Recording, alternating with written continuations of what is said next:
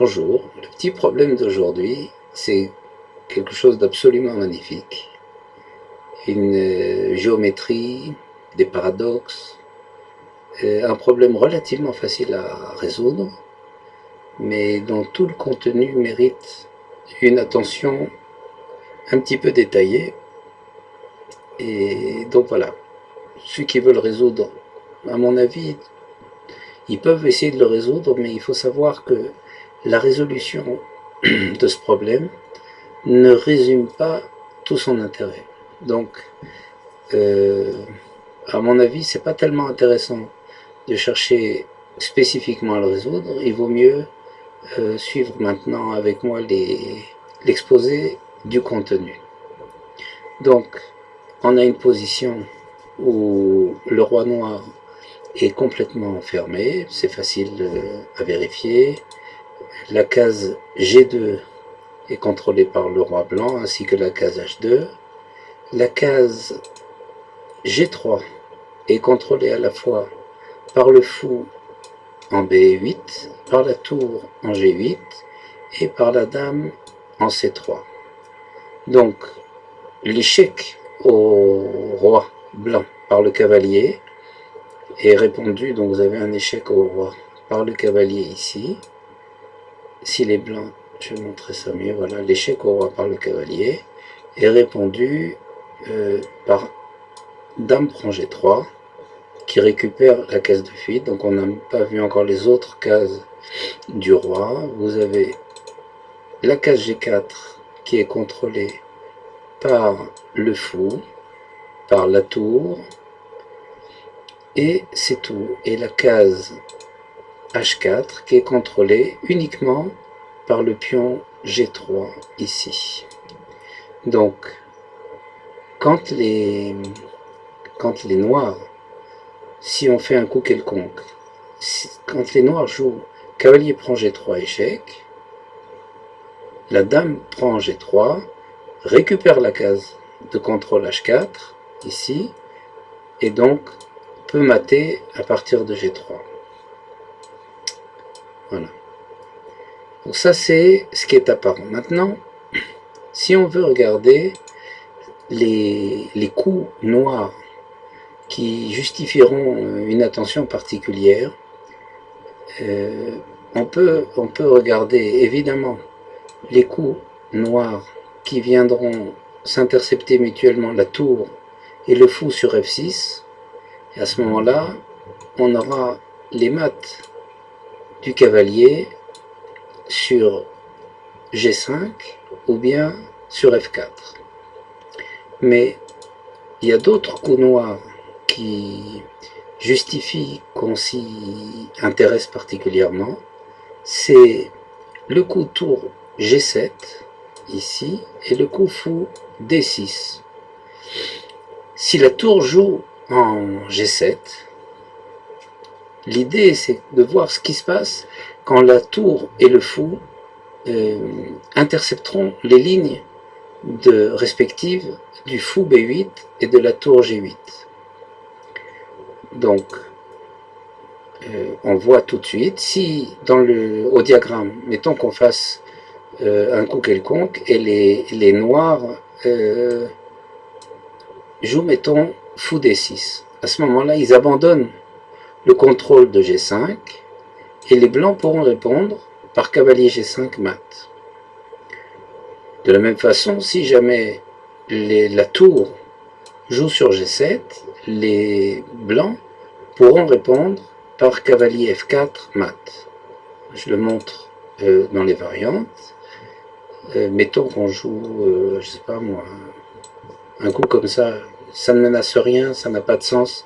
C'est juste pour montrer ce qui se passe en termes de pratique. Donc si jamais les noirs jouaient fou D6, il y aurait cavalier G5 mat, parce que les blancs ne pourraient pas évidemment mater sur F4, puisque c'est contrôlé à la fois par la tour et le fou, et peuvent intercepter la ligne de la tour, parce que G3 reste contrôlé par la dame C3. Donc,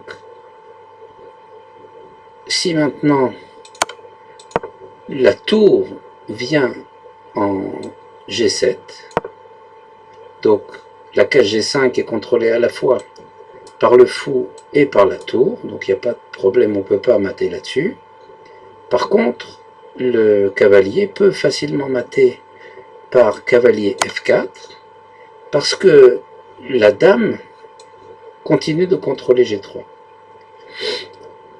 Donc, ça c'est pour situer ce qui se passe au niveau du diagramme. Un coup intéressant des blancs, c'est de jouer dame C8. Dame C8 qui monte une batterie dame-cavalier sur le roi et donc menace à la fois cavalier F4 et cavalier G5. C'est une menace qui est difficile à parer. Et maintenant, si les noirs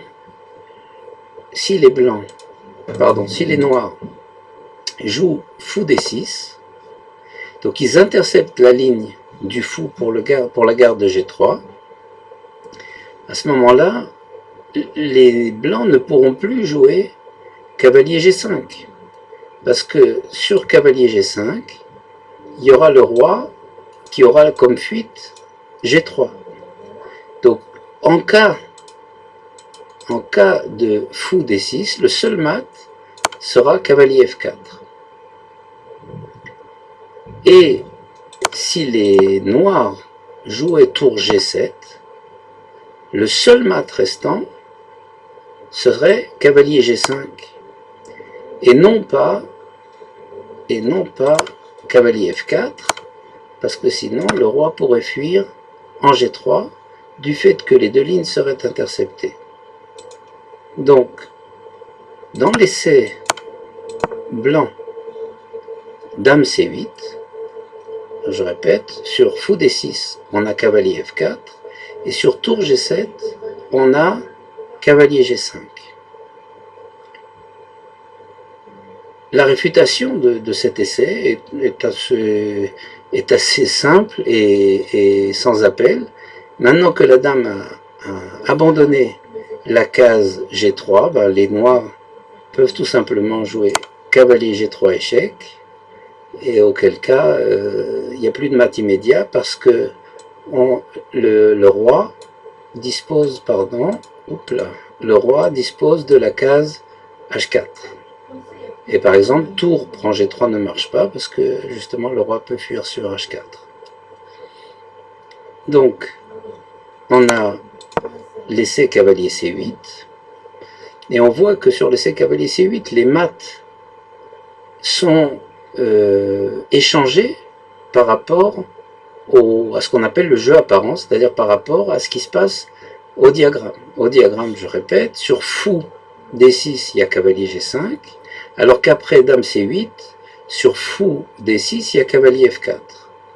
De même au diagramme, sur tour G7, il y a cavalier F4, alors qu'après dame C8, sur tour G7, il y a cavalier G5. Maintenant la clé, assez facile, si vous cherchez un petit peu à résoudre, vous allez trouver assez vite. La clé, c'est de jouer sur la ligne d'intersection des deux pièces noires, et aussi, qui a le même effet, paradoxalement le même effet que dame C8, c'est-à-dire que maintenant, quand la dame joue en F6, on menace à la fois cavalier F4 et cavalier G5, parce qu'on a intercepté les deux lignes des pièces noires. Donc, on joue dame F6. Et maintenant, on va trouver que les défenses, donc les deux menaces sont bien cavalier F4 et cavalier G5, mais les deux coups que nous avons vus jusque-là vont se retrouver être des parades, vont défendre ces deux maths, vont empêcher les deux maths. Regardons fou D6. Fou D6 empêche cavalier F4, puisque le fou contrôle la case F4, mais empêche aussi le coup cavalier G5, puisque la tour est la seule pièce maintenant qui contrôle la case G3. Donc, après fou D6, eh bien on a un nouveau mat qui est dame H4. Les noirs peuvent aussi défendre par tour G7, auquel cas ni cavalier G5 ne pourra être joué parce que la tour contrôle G5, ni cavalier F4 ne pourra être joué parce que le fou B8 est maintenant la seule pièce qui contrôle la case G3. Donc, en jouant tour G7, on part bien les deux mates de menace, à la fois cavalier F4 et cavalier G5. Et donc, maintenant, sur tour G7, quel est le mat? C'est dame prend F1, donc de nouveau, un nouveau mat. Là-dessus, la seule chose maintenant qui nous reste à examiner, mais que se passe-t-il sur cavalier G3 échec? Sur cavalier G3 échec, ben, tout simplement, on a maintenant tour G3 mat qui fonctionne parce que la dame, en jouant en F6, a contrôlé H4. Donc, la tour peut prendre sans difficulté. Et c'est un changement dans la réponse à l'échec au roi blanc. Donc, en gros, je vous ai montré maintenant la solution de ce problème en entier, à savoir ce qui se passe dans le jeu apparent, fou D6, tour G7 qui provoque respectivement cavalier G5 et cavalier F4. Après dame C8, les mates sont échangés, c'est-à-dire que sur fou D6 il y a cavalier G5, sur tour G7 il y a, sur fou D6 il y a cavalier F4 et sur tour G7 il y a cavalier G5. Et enfin, dans le jeu réel, c'est-à-dire dans la solution, les menaces sont cavalier F4 et cavalier G5, et les deux coups noirs empêchent maintenant les deux mates. Donc il y a une relation tout à fait paradoxale entre les deux coups noirs et les deux mates, qui une fois sont provoqués, une fois sont empêchés, et une fois les deux coups noirs, chacun empêche les deux mates en question. Donc c'est extrêmement simple d'apparence, très léger, c'est très joli. Moi j'ai trouvé ce problème absolument magnifique. Et voilà, j'espère que ça vous a plu. Et si ça vous a plu, montrez-le à vos amis, mettez un petit pouce bleu, et à bientôt. Au revoir.